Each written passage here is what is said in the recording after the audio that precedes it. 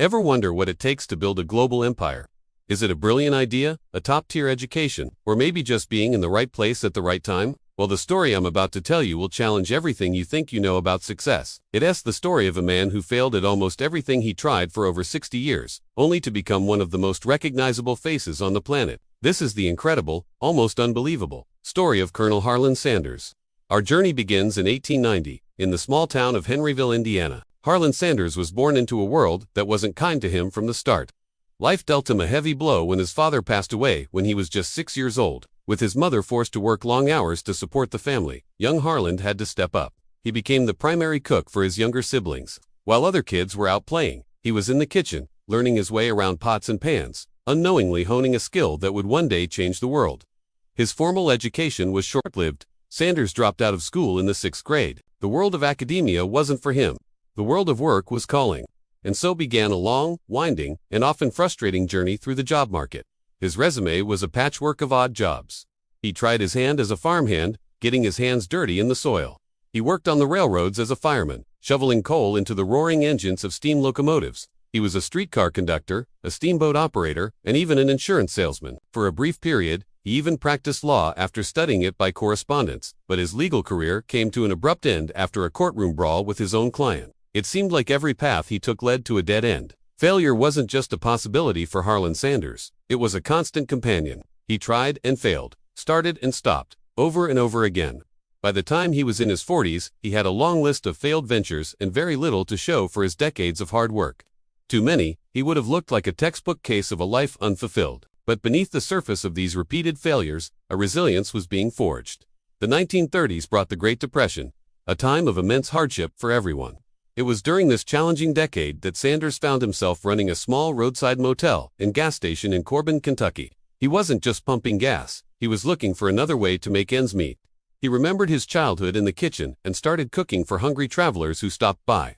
He served simple, hearty meals like country ham and steak from his own dining table. But it was one dish in particular that started to create a buzz: his fried chicken. This wasn't just any fried chicken. It was made with a unique, secret blend of 11 herbs and spices that he had spent years perfecting. The flavor was unlike anything people had ever tasted. The chicken was crispy on the outside, juicy on the inside, and packed with an unforgettable taste. Word began to spread like wildfire. People weren't just stopping for gas anymore. They were coming specifically for Sanders' Corton calf and its incredible fried chicken. His reputation grew so much that the governor of Kentucky, Ruby Laffoon, made him an honorary Kentucky colonel in 1935 in recognition of his contribution to the state's cuisine.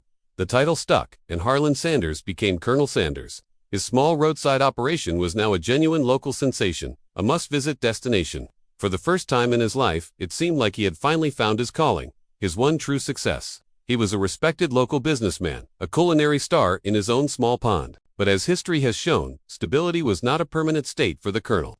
In the mid-1950s, the government announced plans to build a new interstate highway, 1275. While this was great news for national infrastructure, it was a death sentence for Sanders' business. The new highway would bypass his town of Corbin completely. The steady stream of hungry travelers that had been his lifeblood would vanish overnight. And it did. When the highway opened, his once bustling restaurant fell silent. The customers disappeared, the revenue dried up, and his business collapsed. At 65 years old, an age when most people are retiring, Harland Sanders found himself broke. He was forced to sell his business at a loss. All he was left with was a small monthly Social Security check of about $105, his secret recipe, and a whole lot of grit. Now, imagine being in his shoes. You're 65, you've just lost everything you've spent the last 25 years building. You have no savings, no job, and your only real asset is a chicken recipe. What would you do? Most people would give up. They'd accept their fate, live out their remaining years quietly, and fade into obscurity. But Harland Sanders was not most people. He looked at his situation not as an end, but as a new, albeit terrifying, beginning. He refused to let his dream die.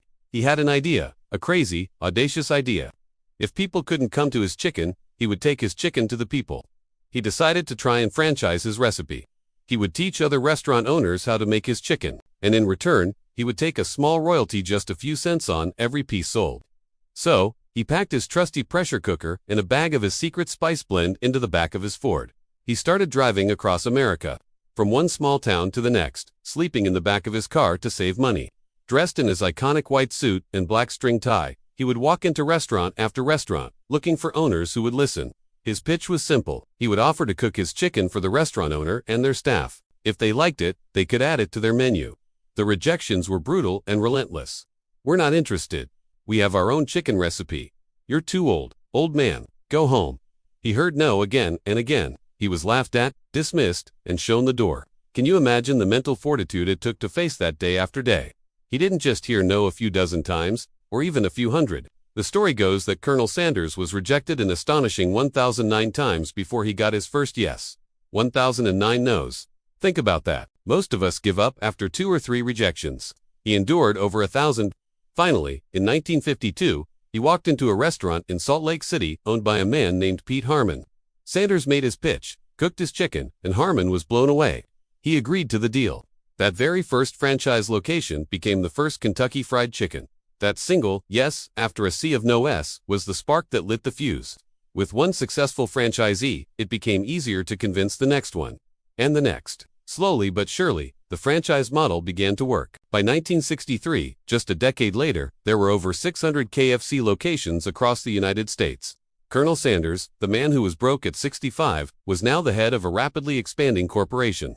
He sold the American part of the company in 1964 for $2 million, a fortune at the time, but remained the face and brand ambassador of the company. He traveled the world, over 200,000 miles a year, visiting KFC restaurants, appearing in commercials, and ensuring the quality of his chicken never wavered. He became a global icon, his friendly, grandfatherly face recognized everywhere. When he passed away in 1980 at the age of 90, the KFC empire he built from nothing had over 6,000 outlets in 48 countries. The story of Colonel Sanders is more than just a story about fried chicken. It's a powerful lesson about life. It proves that your past failures do not define your future. It shows that age is truly just a number, and it is never, ever too late to start over and chase a dream. His life is a testament to the power of persistence, belief, and an unwavering refusal to give up.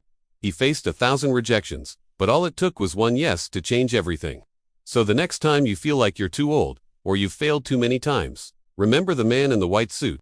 Remember that your big break could be just one more try away. Thank you so much for watching. If this story inspired you, please hit that like button, and consider subscribing to our channel for more incredible stories you won't want to miss. We'll see you in the next video.